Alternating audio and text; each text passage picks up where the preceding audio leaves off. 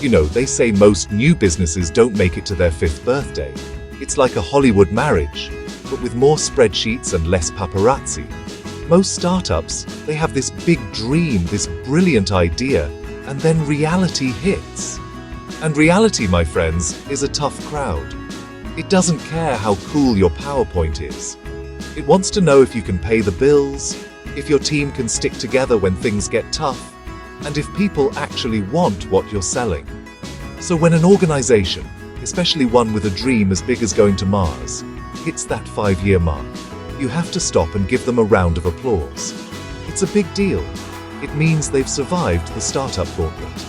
This month, Mars Society Kenya is celebrating just that. 5 years. 5 years of dreaming, building, and pushing forward, right from the heart of Africa. Think about that for a second. An organization dedicated to space exploration, to the Red Planet, thriving in Kenya. It's not the first place you might think of when you hear Mars mission, right? That's what makes it so special. They've spent half a decade proving that the dream of space isn't just for a few countries with massive budgets. It's a human dream. It belongs to everyone, everywhere. Their journey shows that passion and persistence can take you places people never expected you to go. And that is something worth celebrating. The 5-year milestone is more than just a number on a calendar. It's a symbol of stability.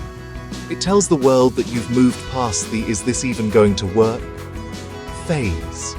You've built a foundation. You've made mistakes, learned from them, and you're still standing. For an organization like Mars Society Kenya, it means they've built a community. They've inspired young people, attracted partners, and carved out a space for themselves in a very competitive field. It's the point where you stop being just a crazy idea and start becoming a serious institution. It says, we are here to stay, and we have a plan. So what does it take to get there? It takes a special kind of crazy. A good kind of crazy. The kind of crazy that looks at a massive challenge and says, okay, let's do it. It's about having a vision that is so powerful it pulls you through the tough times. For Mars Society Kenya, that vision is clear: to make Africa a key player in the future of humanity in space.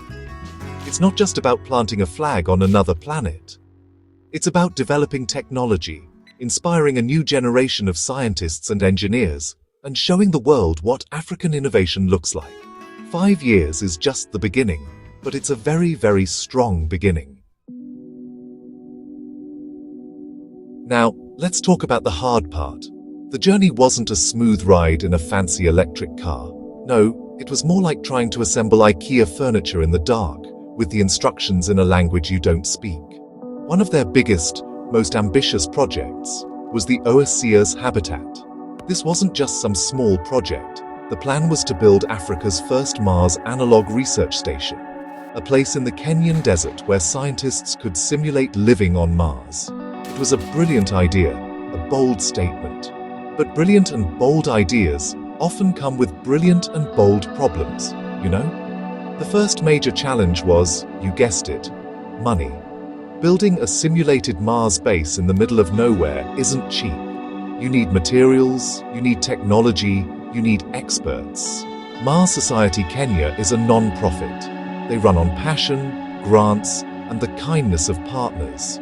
Raising the funds was a constant battle. They had to convince people that this project, this dream of a Mars habitat in Kenya, was worth investing in. It meant endless meetings, proposals, and presentations. It's hard to sell a dream when people are asking for a detailed budget. It's like trying to explain a joke while everyone is checking their watches. Then there were the logistical nightmares. The chosen location for the OASEAS habitat was remote for a reason. It needed to feel like Mars. But remote also means no roads, no power grid, no water. Everything had to be brought in. Every screw, every solar panel, every drop of water was a mission in itself. The team faced extreme weather, from scorching heat to flash floods that could wash away their progress in an instant. It was a constant fight against the elements. They were trying to build a future on land that seemed determined to remind them of its power in the present. It was nature's way of saying, "You want to go to Mars? Let's see if you can handle this first." On top of all that, there were human challenges. When you have a team of passionate, brilliant people, you also have a team of passionate, brilliant opinions. Disagreements happen. Keeping everyone aligned, motivated, and focused on the same goal when you're tired, underfunded, and literally stuck in the mud is the ultimate test of leadership. The project's progress was slow, and that can be discouraging. There were moments when it would have been so easy to just give up, to say the dream was too big, the obstacles too great. But they didn't. The team's philosophy was to see every setback not as a failure, but as a data point, a lesson learned for the next attempt. So how did they survive? How did Mars Society Kenya navigate these storms and come out stronger on the other side? The biggest lesson they learned was the power of resilience. Resilience isn't about never falling down. It's about how you get back up. It's about looking at a flooded construction site, taking a deep breath, and starting to draw up a new plan for better drainage.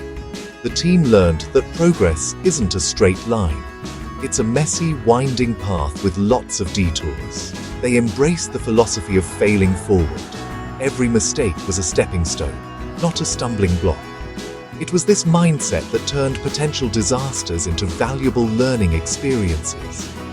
Another huge lesson was the importance of partnerships. You can't build a Mars base by yourself. I mean, you can try, but it'll probably end up looking like a shed and your neighbors will complain. Mars Society Kenya realized early on that they needed to build a coalition.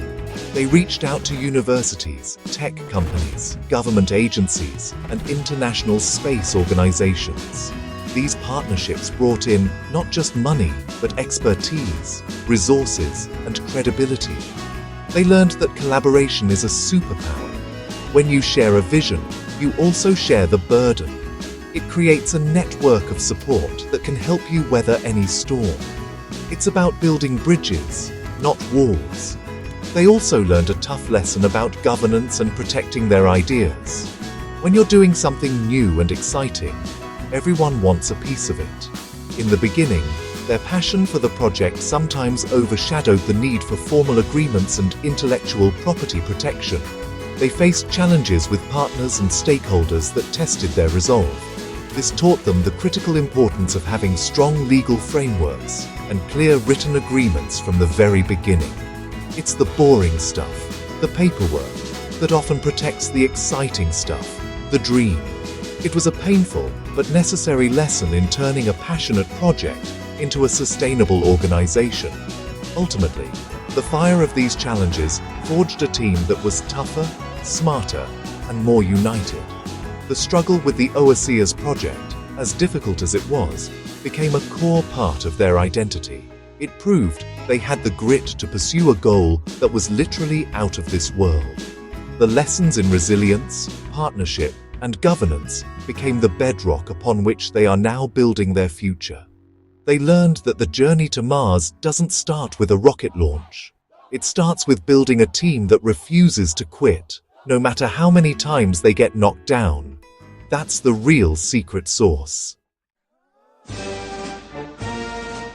So, as Mars Society Kenya looks back on its first 5 years, it's not just with a sense of relief for having survived, it's with a profound sense of gratitude and excitement. Gratitude for every volunteer who gave their time, for every partner who believed in the vision, and for every challenge that made them stronger. They are standing on a foundation built not just of plans and materials, but of shared struggle and shared triumph. This anniversary is a moment to thank everyone who has been a part of this incredible journey. It's a celebration of the community that turned a wild idea into a tangible movement. Looking forward, the future for space exploration in Africa has never been brighter, and Mars Society Kenya is right at the heart of it. Their journey has lit a fire. They have shown thousands of young people across the continent that a career in space is possible.